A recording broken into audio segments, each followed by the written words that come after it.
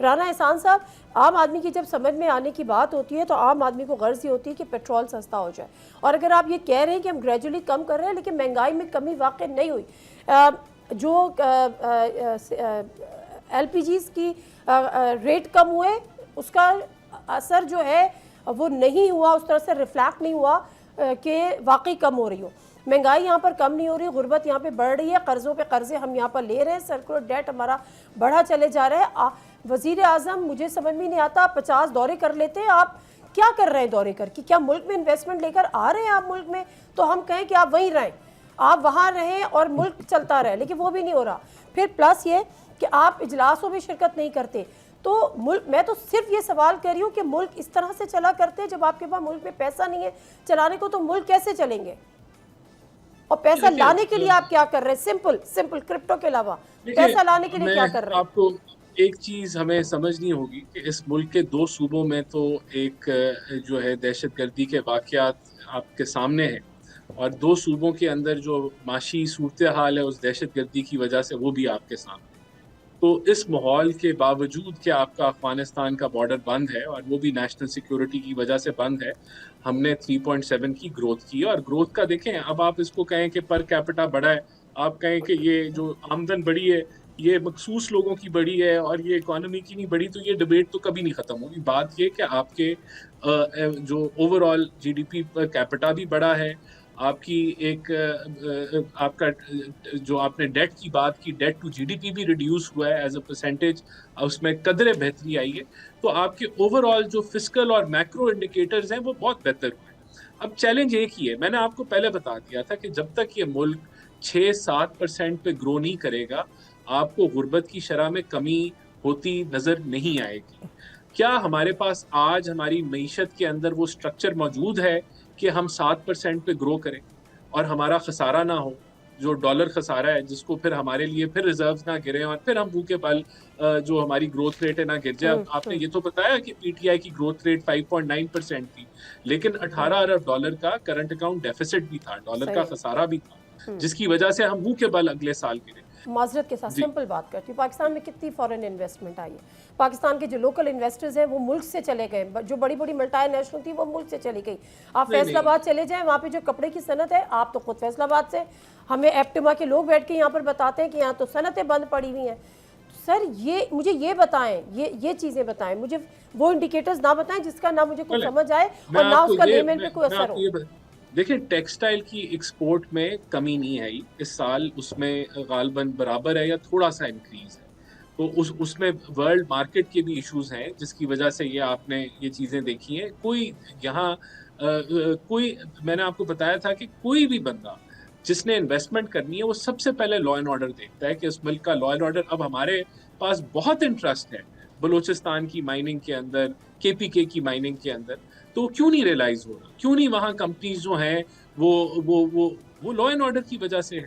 سر تو law and بہت order میں نے ساری تو نہیں ہماری ٹھیک کرنا نا، معذرت کے ساتھ حکومت نہیں تو کرنا۔ اس کے لیے نہیں، ہم تو کر رہے ہیں نا، ہم لوگ تو جو ہے جنگ لڑ رہے ہیں، شہادتیں دے رہے ہیں افواج ڈیلی بیسس پہ، پولیس والے شہید ہو رہے ہیں، صوبوں کا اس میں میجر رول ہے، ہم اس سے ہم افغانستان کے ساتھ ایک جنگی صورتحال میں، تو ہم اس کو ڈیل کر رہے ہیں۔ ہم اس کو ابھی ایران کے جو ساتھ ایک سینکشنز اگر لفٹ ہو جاتی ہیں تو بڑی اپرچونٹی ہے بلوچستان کے لیے معاشی طور کے اوپر بہتری کے رستے پہ گامزن ہونے کے لیے۔ تو یہ چیلنجز ہیں، یہ وہ حقائق ہیں۔ دیکھیں، اب آپ ایک چائنیز آتا ہے اس ملک کے اندر، تو اس کو جب تک اس کے پاس اسکواڈ نہ ہو، پروٹیکشن نہ ہو، موومنٹ نہیں کر سکتا۔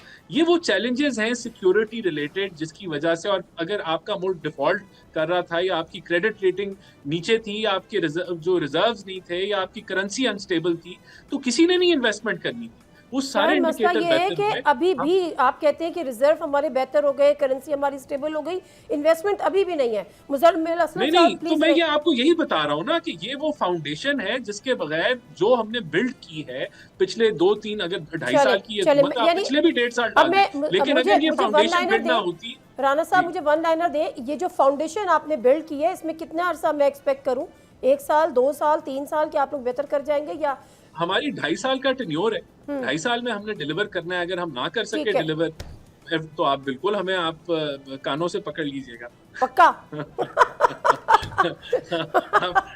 مزمل اسلم صاحب ذرا मुझे समझा दीजिए कि मैं कितने साल वेट करूं अगर मैं इन तमाम बातों पे मैं यकीन कर लूं कि फाउंडेशन बिल्ड हो गई है, बस अब ये कुछ अरसे की बात है। देखिए, आपने तो पेन ही तोड़ दिया सारी बात करके कि अगर फॉरेन सरमायाकारी आती है तो वजीर आजम साहब 50 दौरे वापिस ही ना आए मुल्क में, तो आपने तो अपनी बातों नहीं, में मैंने बोल कहा दिया अगर कि ऐसा हो रहा होता तो फिर मैं भी कहती कि वो वहीं रह जाए, पैसा भेजते वहीं हैं। रह जाए ना, तो आपने तो बता दिया, फैसला दे दिया। देखिए, पहले अक्सर मैं और आप कराची से हैं, और आप जब कराची आती हैं तो आपका दिल दुखता है कि मैं आई थी पिछली दफा, ये सड़क जो है बनना शुरू हुई थी, ये मजीद और खुद गई है। तो अब वो जो कराची वाला मॉडल है ना, जो तरक्याती, वो जो है ना, PMLN ने भी पकड़ लिया मुल्क की तरक्की के लिए। इत्तेहादी है ना। और जैसे जैसे, हाँ, तो इत्तेहादी, अब जैसे जैसे 5 साल पूरे होंगे ना, ये फिर वही तकरीर करेंगे कि एक मौका और दें, हम इस मुल्क की तकदीर बदल देंगे, इसको पेरिस बना देंगे, इसको यूरोप बना देंगे। तो वो वही वाली लाइन है जो आपने सवाल पूछा कि कितना अरसा लगेगा। मैं देखिए एक राना साहब से बात पूछता हूँ, और आप भी जरा इसका, अगर शायद आपके पास मुमकिन हो जवाब हो, क्योंकि आपके यहाँ रोज मेहमान आते हैं। अगर इतनी अच्छी मईशत हो गई थी तो पाकिस्तान की तारीख में 78 साल में पहली दफा वफाक को सूबों से मदद मांगने की जरूरत क्यों पड़ गई कि भाई हमें पैसे दो? खैर, हमने तो दिए नहीं, हमने तो इमरान खान साहब की मुलाकात पे सारा कुछ रख दिया है। तो ये हालात हो गए इनके। नहीं, वैसे आपको देने भी नहीं थे। हाँ, आपको देने भी नहीं थे, मतलब आपको जो मिलने थे वो कट के मिलने हैं, आपको नहीं देने। नहीं, ऐसा नहीं है। ऐसे ही सर राना सनाउल्लाह साहब कह चुके हैं। राना सनाउल्लाह भी जो है ना, वो इतने ही तालीम याफ्ता है मईशत में जितने मैं और आप हैं, ठीक है। आपको तो आप तो कह रहे हैं, मुझे कह सकते हैं आप। नहीं, राना सनाउल्लाह साहब के साथ मैंने प्रोग्राम में बैठ के उनको समझा दिया तो उन्हें समझ आ गई थी। मैं किसी जियो के प्रोग्राम में, हाँ, शहजाद इकबाल के प्रोग्राम में था, उन्हें समझ आ गई थी। उन्होंने कहा ये ठीक कह रहे होंगे, ये आर्टिकल 164 के तहत पहले पैसे सूबों के पास आएंगे और फिर वापस करेंगे। अच्छा, उससे पहले ये हो ही नहीं सकता, वफाक वहां रोक ही नहीं सकती। तो मेरा तो सवाल ये है, सॉरी एक सेकंड, राना साहब ऐसे ही है। देखिए, राना साहब का भी इसी बात पे प्रोग्राम हुआ था। राना साहब ऐसे ही है। जहांगीर के साथ नहीं, मुजम्मिल साहब ठीक कह रहे हैं जी, ठीक कह रहे हैं, बिल्कुल सही है। चले, ठीक है ना। तो इसमें मैं ये सवाल मेरा ये है कि देखें, अगर हालात माशी तौर पे फिस्कल डेफिसिट भी नीचे आ गया था, कर्ज भी नहीं ले रहे, ये तमाम चीजें हैं, तो फिर ऐसी क्या नौबत आ गई कि 1100-1200 अरब, और फिर कह रहे हैं कि 1 साल नहीं, अगले 3 साल तक आप देते रहे। तो ये इस सारी चीज के अंदर जो है ना जवाब है कि माशी तौर पे मुस्तहकम नहीं है चीजें, माशी तौर पे मुस्तहकम नहीं है। मैं प्रोग्राम को यहीं पे ख़त्म करूंगी आपके लास्ट इसी सेंटेंस पे। बहुत बहुत शुक्रिया राना एहसान अफजल साहब आपका, मुज़म्मिल असलम साहब आपका भी। बात मुख्तसर सी ये है कि मुल्क शायद जो शब्बर जैदी साहब है वो बिल्कुल सही कहते हैं कि इस मुल्क में अगर कोई हुकूमत ना भी हो ना तो ये मुल्क चलता रहेगा, ये मुल्क ऑटो पे चलता है। और इस हकीकतन या तो ये ऑटो पे चल रहा है या ये अल्लाह की दुआओं से चल रहा है। इसके अलावा तो इंसान का, हुकूमतों का इसमें फ़िलहाल कोई लेना देना हमें नज़र नहीं आ रहा।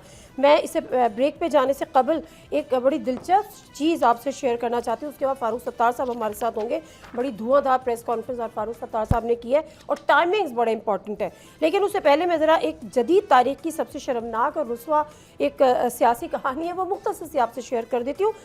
जो बरतानवी अखबार है गार्डियन, उसने एक रिपोर्ट में भारतीय वज़ीर आज़म नरेंद्र मोदी को मुख्तलिफ ममालिक की जानिब से जो गैर मुल्की अवार्ड्स मिले हैं उस पर सवालात उठाए, उन एजाज़ात पर सवालात उठाए और कहा है कि इनमें कई एजाज़ात उनके दौरों से चंद रोज़ कबल ही मुतारिफ़ कराए गए हैं।